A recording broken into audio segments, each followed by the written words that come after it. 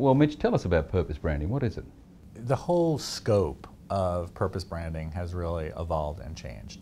So I think when people used to think about purpose branding, they thought about cause-related marketing or cause branding, sometimes CSR, sometimes global citizenship. And I think originally it was all designed to mitigate risk. So can we do something good or nice for the community or for the world that will make us look better? And I think that whole scope has changed. So we all know purpose branding in the realm of green. And we know now that green is almost a price of entry. And sustainability is a price of entry. But there are so many burgeoning causes and social issues that are also part of the purpose branding spectrum. So whether that's bullying in high schools, or whether it's health issues, or in many cases it's economic sustenance for a community, helping people get jobs. That's a social purpose today, as well as something as basic as someone's happiness. So if you look at the government of Bhutan, they actually measure success in the terms of happiness. What's our happiness index versus what's our gross national income? Mitch, that's all well and good, but I can see hard-bitten CEOs saying, what's in it for me? Why should I spend money on a trend? So my view is that purpose branding runs through everything from product development, brand innovation, through to supply chain, all the way through to marketing and communication. And if you look at companies like IBM, which is mirroring around the ecosystem of a smarter planet, or GE and its Ecomagination platform, this is much more than a nice to do or a communications vehicle. It's actually becoming, for many brands and many companies, part of the DNA, and purpose equal profit. So I think more and more consumers are expecting companies and brands to do the right thing, but at the same time understand that it's part of the profit imperative. So if you look at whether it's Indra Nooyi at Pepsi, who talks about performance with purpose, or you look at IBM, or you look at many emerging brands, even NGO brands like the Rainforest Alliance, for example, or Fair Trade, they're becoming brands in themselves and they're competitive in the marketplace today. Well, Mitch, we've seen a lot of surveys which show that people want to do the right thing and say they're going to, but do they actually change their behavior? Do they stop buying brands? Yes, and there are many studies from The Economist to a study that I had created at another agency called the Good Purpose Study, which basically discovered and found that after quality and price, the most important purchase trigger was social purpose over design and innovation and over brand loyalty. So yes, there's always going to be the issue of what people say and what they do, but frankly, isn't marketing and communications all about aspiring to the desires and aspirations of consumers? So why wouldn't we, as marketers, take that on board and mirror people's hopes and dreams that are related to a better planet or a happier community? So I think it's a win-win for both consumers and brands. How do you see this benefiting our clients? So I think this whole notion of looking at purpose branding in a more holistic way is to be able to utilize all the skills and talents that we have at Ogilvy that happen to be, in some cases, in different silos, in different offices, and I think we can do a much better job about putting it all together and really looking at what I like to call purpose archaeology. So, finding out from a brand perspective, what was the original purpose of the brand, okay?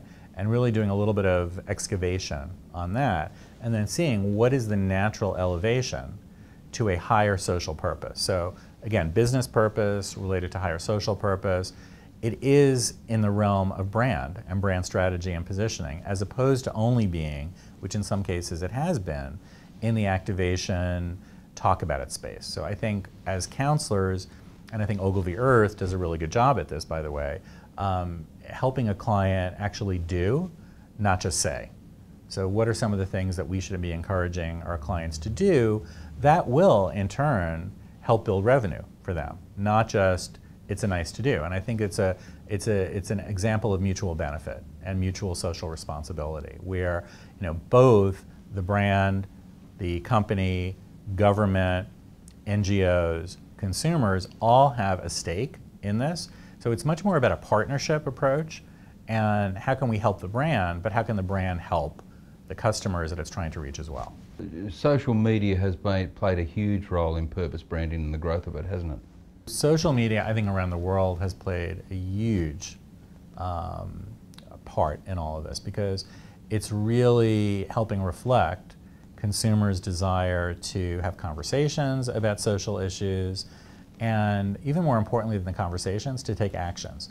So if you look at some of the sites like Kiva, which is a microlending site, it enables people to personalize what they're contributing money to. But now we've even gone beyond the money phase. So Bill Clinton, in his Clinton initiative, it talks about time, talent, and money. So more and more consumers, and again, I hate, in this conversation, I even hate calling them consumers, because people don't like to just be defined as being part of consumption. So let's call them people, citizens, are more and more using social media to take action. So to gather together, take action, and make real effect. And because of social media, you can actually connect with people who are like-minded, but also get ideas on what you can actually do. Mitch, another one of the big jobs you've been given is to drive synergies between advertising and PR. Why is this important? Well, I mean, I think a lot of people say that social media has become the bridge, the natural bridge between advertising and public relations. But I think it's even more important now because, if I may say, I think the terms public relations, the terms of advertising, are probably going to be a bit archaic. So what are clients looking for? They're looking to build relationships, especially in the brand space, between brands and consumers. So you do that through engagement. Social is a big part of that, but content plays a big part. And I think, does that come from the ad agency? Does that come from the PR side? Well, if you define advertising as 30-second spots and banner ads, probably not. If you define PR in the same way as press releases and clips, probably not. So I think both on the advertising side and on the PR side, we have to understand that what we're doing is serving the brand and also serving the customer. And we have to look at these terms, and I think in a fresher way. So engagement, content creation, relationship building, I think those are things that both advertising, public relations can do together. But I think public relations needs to be recognized as playing a much more pivotal role in brand strategy and idea development, not just execution or activation. Let's talk about the next 5 years. Where do you see the big changes coming? That's a great question, and I wish I had a crystal ball to tell you about. I actually think that social is going to become such a part of the fabric of everything that there won't be a separate digital social practice, except for telling us what's next. So I think social always needs to be needs to keep us ahead of the game and ahead of the curve. So I think it will be more of a consultative, let me tell you what's coming down the pike. But in terms of being ingrained into all of our practices and all of our disciplines, whether it's advertising, PR, or all the different areas of PR, I think digital social has to be seamless. Thanks, Mitch. That was great. I hope you enjoy the rest of your trip. You're very welcome.